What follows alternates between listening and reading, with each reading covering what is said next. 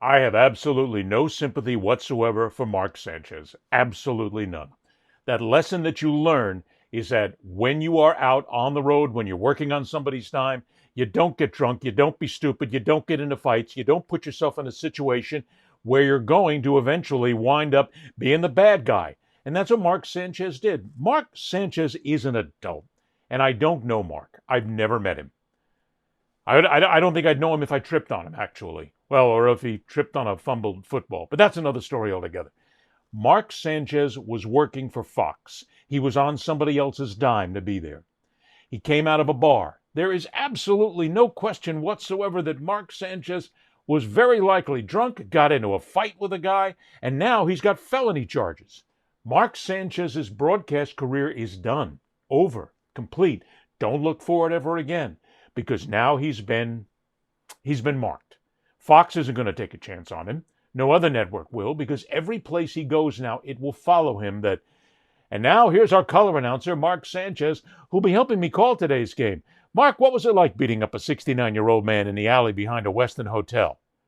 That's going to follow him for the rest of his life. He was stupid. He was incredibly stupid. But he's got to pay for it. He is an adult. Adults do stupid things. Mark Sanchez did a stupid thing. Am I wishing on him that he never gets another job, that his life is ruined? Absolutely not. I hope he turns into something. I hope he takes this and is able to learn from it.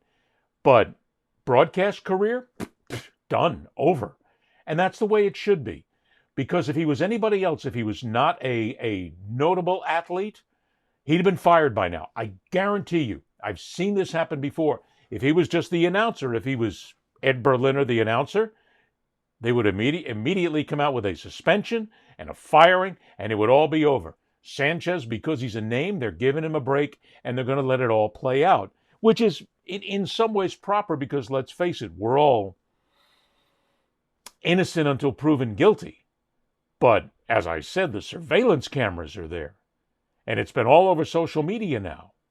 Sanchez is known as the guy who beat up an old man in an alley. And that's what's going to follow him now for the rest of his life.